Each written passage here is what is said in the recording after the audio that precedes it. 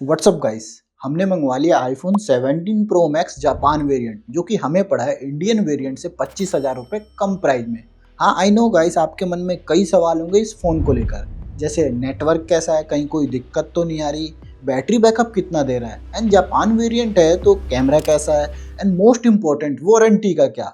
बताता हूँ सब कुछ, क्योंकि इस फ़ोन को हम कंटिन्यू 1 मंथ से टेस्ट कर रहे हैं और सच में गाइस इसमें कुछ चीज़ें अच्छी हैं और कुछ चीज़ें शायद आपको अच्छी ना लगे, तो करते हैं बात।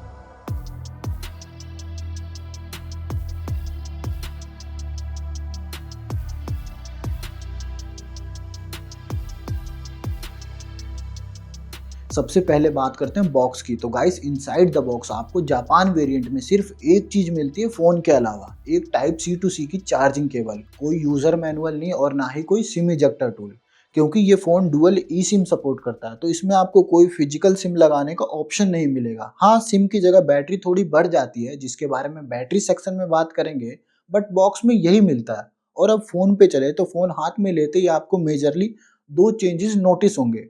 फर्स्ट, इसमें टॉप पर एमएम वेव वाला 5G एंटीना मिल जाता है, जो काफ़ी यूज़फुल है। बताता हूँ क्यों। क्योंकि ये एमएम वेव 5G है, सब 6G से 4x फास्टर होता है। और जैसा कि हमें पता है, ये एमएम वेव वाला 5G इंफ्रास्ट्रक्चर अभी इंडिया में नहीं आया है, बट इन फ्यूचर अगर ये इंडिया में भी आया तो इसमें बेटर नेटवर्क सपोर्ट देखने को मिलेगा Indian variant iPhone 17 pro max के मुकाबले।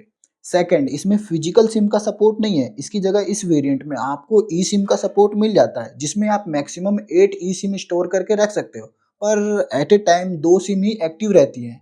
और हाँ, एक चेंज और देखने को मिलेगा, अगर आप इस चैनल को सब्सक्राइब करके उस कमेंट के साइड में हाइप का सेक्शन मिल जाएगा, उसको हाइप कर दोगे ना, तो आपको ऐसे ऑनेस्ट टेस्टिंग की वीडियो इसी चैनल पे मिलती रहेंगी। और अब डिज़ाइन पे चले तो जैसा कि हमें पता ही है, ये आता है एल्यूमिनियम फ्रेम के साथ। तो ज़्यादातर लोगों की तरह मेरा भी वही सवाल था, एल्यूमिनियम फ्रेम है तो कहीं कलर फेड तो नहीं हो रहा है, स्क्रैचेस तो नहीं आ रहे। इसी वजह से हमने ये सिल्वर कलर बाय किया, बट पर्सनली मुझे ये कलर ज़्यादा अच्छा लगा। और इन 1 मंथ में इस पे अभी तक कोई मेजर स्क्रैचेस नहीं आया और ना ही कलर फेड हुआ है। तो बिल्ड क्वालिटी ठीक है और हाथ में प्रीमियम तो लगता है। हालांकि ये फ़ोन 233 ग्राम का है, तो इंडियन वेरिएंट से वेट में ज़्यादा डिफरेंस भी नहीं है। और अब डिज़ाइन की बात हो गई तो अब बात करते हैं डिस्प्ले की। तो देखो, डिस्प्ले में जापान वेरिएंट में कोई चेंजेस नहीं है, लाइक वही 6.9 इंच की 120 हर्ट्ज वाली ProMotion super retina XDR OLED display मिल जाती है, जिसमें सिरेमिक शील्ड 2 की प्रोटेक्शन है। और अब इन जनरल बोलूँ तो जापान वेरिएंट है तो ऐसा नहीं है कि डिस्प्ले के कलर्स अलग दिख रहे हैं, बिल्कुल भी नहीं। डिस्प्ले के कलर बिल्कुल सेम एंड नेचुरल दिखते हैं। इनफैक्ट इसमें 3000 नीट्स की पीक ब्राइटनेस मिल जाती है, तो फोन आउटडोर में भी अच्छा खासा ब्राइट है, एंड बेजल्स तो ऑलमोस्ट गायब ही है। एंड जो रिफ्रेश रेट है वो भी एडेप्टिव है, जो 10 हर्ट्ज से 120 हर्ट्ज पर जंप करता है, but always on display 1 hertz तक चला जाता है। एंड नेटफ्लिक्स में आपको HDR10+ डॉल्बी विजन, मतलब वो सब कुछ जो प्रीमियम फोन के डिस्प्ले में होना चाहिए ना, वो इस जापान वेरिएंट में भी मिलता है। और एंटी रिफ्लेक्टिव कोटिंग है, तो वीडियो आउटडोर में भी देखने में मजा आ जाता है। और अब बात करते हैं उसकी, जो इंडियन वेरिएंट के फोन से इस फोन में ज्यादा मिलता है, बैटरी। बैटरी में इसमें 5088 mAh की बैटरी मिल जाती है, जो कि इंडियन वेरिएंट से 5-6% ज़्यादा ही है। और ये फ़ोन मेरे 20 वॉट के चार्जर से चार्ज करने पर अराउंड 2 घंटे में फुल्ली चार्ज भी हो जाता है। और स्क्रीन ऑन टाइम देखें तो इस वेरिएंट का एवरेज स्क्रीन ऑन टाइम 8 से 9 घंटे है। और अब बैटरी की बात हो गई तो अब बात करते हैं परफॉर्मेंस की। तो इस जापान वेरिएंट में भी आपको A19 प्रो की चिप मिल जाती है, जो कि 26 लाख से ऊपर अंतुतु बेंचमार्क स्कोर निकाल कर देती है। वैसे तो दोस्तों ये iOS 26 पर रन कर रहा है। इनफैक्ट हमने अदर्स डिवाइस में भी iOS 26 रन करके देखा, बट इसमें iOS 26 काफी स्मूथ रन करता है। इनफैक्ट दोस्तों मैं आपको बता दूं, ग्लोबल वेरिएंट में नेटवर्क फ्लैक्चुएट करते रहते हैं, ऐसा लोगों का कहना है। पर सीरियसली गाइस, अभी तक हमें इसमें कोई भी नेटवर्क से रिलेटेड प्रॉब्लम फेस नहीं हुई। इवन इसमें गेमिंग में हमने BGMI खेल कर देखा, जो अल्ट्रा HDR में अल्ट्रा ग्राफिक पर गेमिंग करवा देता है। इनफैक्ट ये प्रो मैक्स है तो डिस्प्ले भी बड़ी मिल जाती है, जिसमें डेफिनेटली गेमिंग का मजा और बढ़ जाता है। इवन हमने इसमें BGMI ही नहीं, Genshin Impact and Call of Duty जैसी हैवी गेम्स भी खेल कर देखी। इन सब गेम में कहीं भी लैग फील या फ्रेम ड्रॉप देखने को नहीं मिला, तो गेमिंग में डेफिनेटली ये फोन बहुत बढ़िया है। और अब गेमिंग एंड परफॉर्मेंस की बात हो गई तो अब बात करते हैं कैमरे। स्पेक्स वाइज देखा जाए तो स्पेक्स तो सिमिलर ही हैं, लाइक तीनों कैमरे आपको 48 मेगापिक्सल के मिल जाते हैं एंड फ्रंट में 18 मेगापिक्सल का सेल्फी कैमरा मिल जाता है।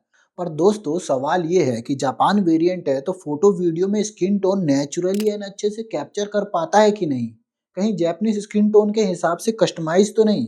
पर दोस्तों ऐसा बिल्कुल भी नहीं है। अगर आप इसकी फोटोज देखोगे, फोटोज नेचुरल एंड अच्छी कैप्चर करता है। इनफैक्ट डिटेलिंग भी क्लियर है। इवन आप लो लाइट की फोटोज देखोगे तो वो भी काफी सही आती हैं। ऑल्दो लाइट को भी इसने अच्छे से मेंटेन करके रखा है। मैंने आईफोन के अदर मॉडल भी यूज कर रखे हैं, बट इसमें जो पोर्ट्रेट फोटो आती है ना, वो तो नेक्स्ट लेवल ही है, क्योंकि इसमें आप देखोगे एज डिटेक्शन काफी बढ़िया हो गया है। ऑल्दो टेलीफोटो कैमरे में आपको 8x ऑप्टिकल जूम का सपोर्ट भी मिल जाता है, जो कुछ इस तरह की फोटो क्लिक करता है। इनफैक्ट स्क्वायर कैमरा सेंसर होने की वजह से आप इस फोन को बिना रोटेट किए ऐसे लैंडस्केप में भी फोटो क्लिक कर सकते हो। ये रहे कुछ फोटो सैंपल। और कुछ लोगों का ये भी सवाल होगा, जैसे जापान में कैमरा शटर साउंड बंद नहीं कर सकते, तो ऐसा इसके साथ भी है या इस साउंड को बंद कर सकते हैं?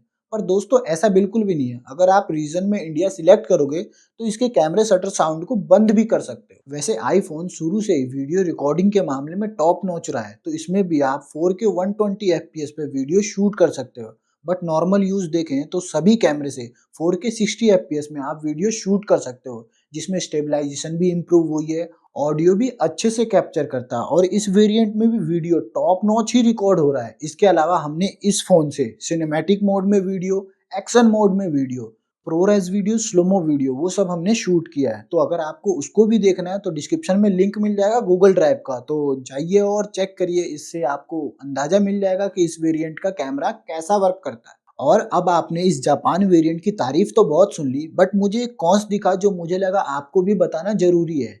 जैसे कि ये ग्लोबल वेरिएंट है तो इसमें कोई फिजिकल बिल नहीं मिलता, तो इसकी रीसेल वैल्यू थोड़ी कम हो जाती है। लाइक जैसे आप कैसीफाई, इंस्टाकैश एंड OLX ऐप पर अगर इस वेरिएंट को बेचते हो ना, तो इंडियन वेरिएंट के मुकाबले इस पर 10 से 15 हजार रुपए कम मिलेंगे। बट उसमें भी कहीं ना कहीं आपका ही फायदा है। जैसे आपने इसको परचेज किया अराउंड 25 हजार रुपए कम देकर इंडियन वेरिएंट के मुकाबले, एंड रीसेल के टाइम अगर इसकी वैल्यू 15 हजार रुपए कम लग रही है, फिर भी इसमें आपको 10 हजार का बेनिफिट ही हुआ, तो एंड ऑफ द डे फायदा आपका ही हो रहा है। और हाँ, फायदे से याद आया, इसमें आपको वर्ल्ड वाइड वारंटी मिलती है, जो कि काफी सही है। तो इन केस अगर आपका फोन खराब भी हो जाता है तो किसी भी ऑथराइज सर्विस सेंटर में जाकर आप इसके सीरियल नंबर से इसकी वारंटी क्लेम कर सकते हो, वो भी विदाउट बिल। वैसे ये जापान वेरिएंट 512 GB वाला है, जो कि हमें पड़ा है 1,45,000 का।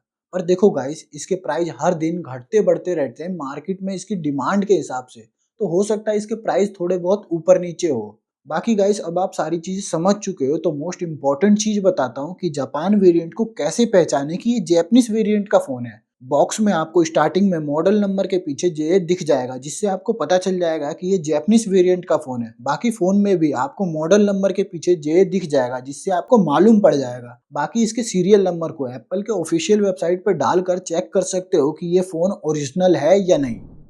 दैट्स इट गाइज, ये थी आईफोन 17 प्रो मैक्स की जापान वेरिएंट की वीडियो, जिसमें हमने सारी चीजें क्लियर कर दी। फिर भी अगर आपका कोई सवाल रह गया है तो कमेंट करिए, हम रिप्लाई जरूर देंगे। एंड बिग थैंक यू गेमजो भाई for this kind of help. And हाँ दोस्तों, वीडियो अच्छी लगी तो वीडियो को लाइक करके, चैनल पे न्यू हो तो चैनल को सब्सक्राइब करके उस बेल आइकन को ऑल पे सेट कर देना, ताकि जब भी हम कोई न्यू वीडियो डालें तो सबसे पहले आपको नोटिफाई हो। तो चलिए मिलते हैं नेक्स्ट धमाकेदार वीडियो में, तब तक के लिए keep smiling and think creative.